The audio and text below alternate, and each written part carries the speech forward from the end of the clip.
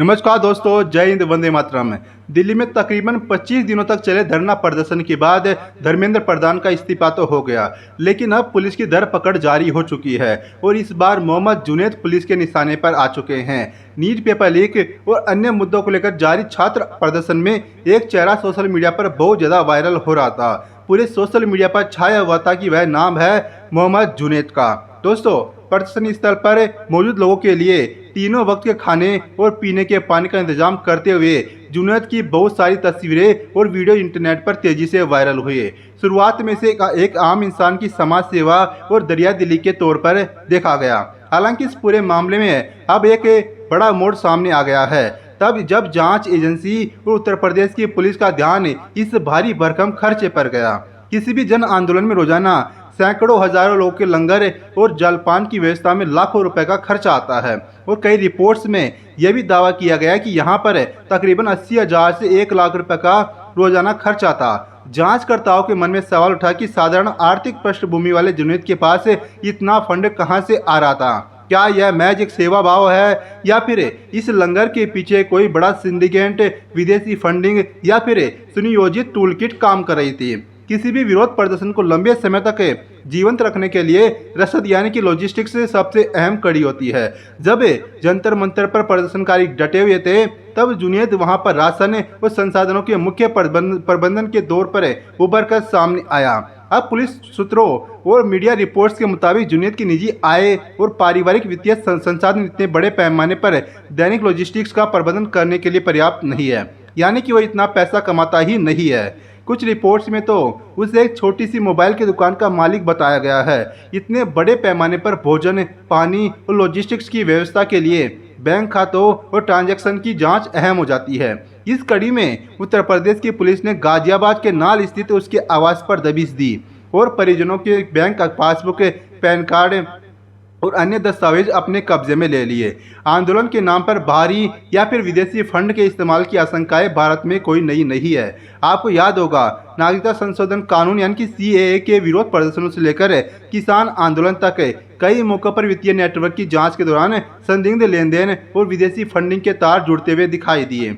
जब भी ऐसी लॉबी बनाई जाती है, जब भी भीड़ को इकट्ठा किया जाता है, तो फॉरेन फंडिंग को लेकर सरकार हमेशा से सतर्क रहती है और शंका रहती है कि इसमें कहीं ना कहीं विदेशी फंडिंग का भी हाथ है। जांच एजेंसियों का मानना है कि प्रदर्शन में सीधे तौर पर पैसे ना भेजकर ऐसे व्यक्तियों या फिर स्थानीय नेटवर्कों का इस्तेमाल किया जाता है जिन्हें सेवादार या फिर स्वयं सेवक के तौर पर पेश किया जा सके। जुनैद के खातों से जुड़े रिश्तेदारों की वित्तीय लेन देन की फोरेंसिक जांच की जा रही है। एजेंसी यह पता लगाने की कोशिश कर रही है कि कहीं यह पैसा खाड़ी देशों से एनजीओ के जरिए तो नहीं आ रहा था या फिर डिजिटल क्राउड फंडिंग के जरिए तो नहीं घुमाया जा रहा था। यदि विदेशी फंडिंग या फिर गैर कानूनी वित्तीय नेटवर्क के सबूत मिलते हैं तो यह मामला केवल शांतिपूर्ण प्रदर्शन तक सीमित नहीं रहेगा, बल्कि इसमें मनी लॉन्ड्रिंग यानी कि पीएमएलए और एफसीआरए वायलेशन जैसी गंभीर धाराएं भी जुड़ सकती है। इस पूरे घटनाक्रम के बाद उत्तर प्रदेश पुलिस के गाजियाबाद के मसूरी पुलिस स्टेशन की टीम ने काफी सक्रियता दिखाई और पुलिस ने जुनैद के घर और रिश्तेदारों के ठिकानों पर दबिश देना शुरू कर दिया। हालांकि शुरुआती दौर में जुनैद ने सोशल मीडिया और मीडिया बयानों के जरिए यह आरोप लगा दिया कि उनके परिवार को परेशान किया जा रहा है, जबकि पुलिस का मुख्य फोकस वित्तीय कागजातों और मुख्य आरोपी के मूवमेंट को ट्रैक करने पर था। पासबुक, आधार कार्ड और वित्तीय रिकॉर्ड्स की जब्ती इस बात का संकेत है कि पुलिस इस मामले को सिर्फ एक आंदोलनकारी से जुड़े सामान्य विवाद के रूप में नहीं, बल्कि एक सुनियोजित फाइनेंशियल ट्रेल के रूप में भी देख रही है। प्रदर्शनकारियों और आयोजकों जैसे कि कॉकरोच जनता पार्टी के अभिजीत दिपके और तमाम अन्य छात्र संगठनों का तर्क यह है कि जुनैद सिर्फ एक वॉलंटियर है जो मानवीय आधार पर खाना पीना पानी बांट रहे थे और पुलिस की यह कार्रवाई लोकतांत्रिक विरोध को दबाने का एक प्रयास है।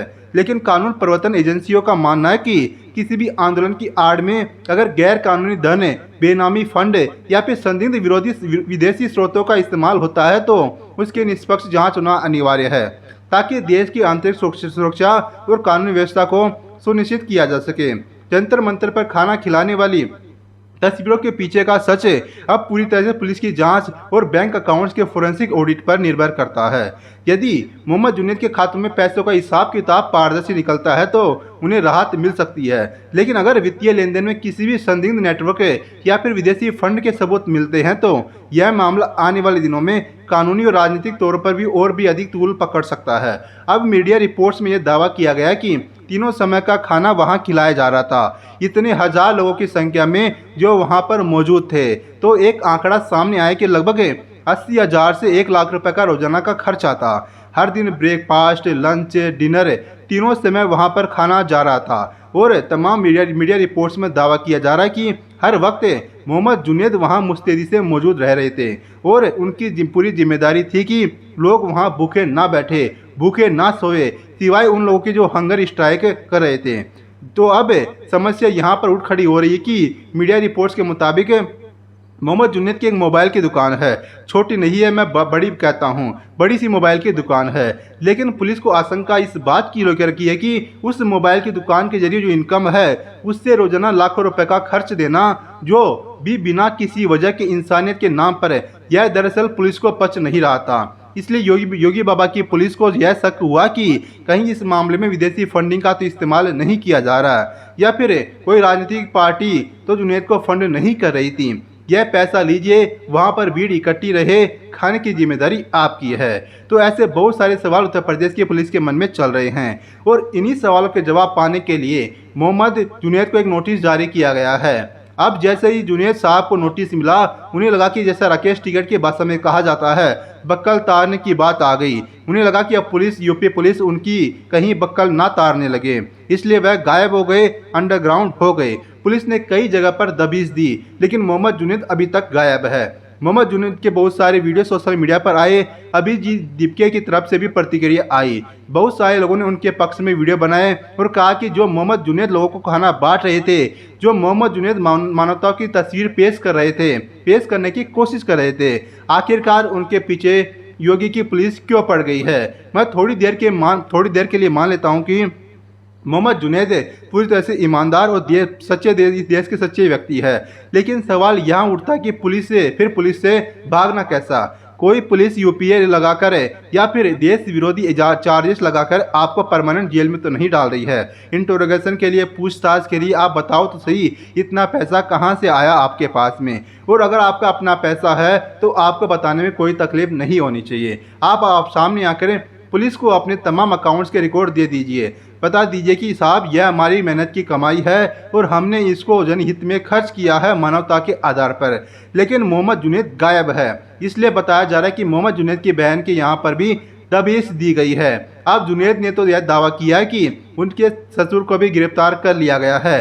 गिरफ्तारी शब्द यहाँ पर ठीक नहीं होगा, उनको पुलिस ले गई है, इस तरह की बात कही गई है। लेकिन अब बहुत सारे सवाल उठ खड़े हो रहे हैं कि मोहम्मद जुनैद अगर पूरी तरह से एक सच्चा देशभक्त है, कोई फंडिंग के सबूत नहीं है, उसने की भी नहीं है, सबूत की बात कहाँ से आती है, तो फिर दिक्कत क्या है, पुलिस का सामना करने में दिक्कत क्या है।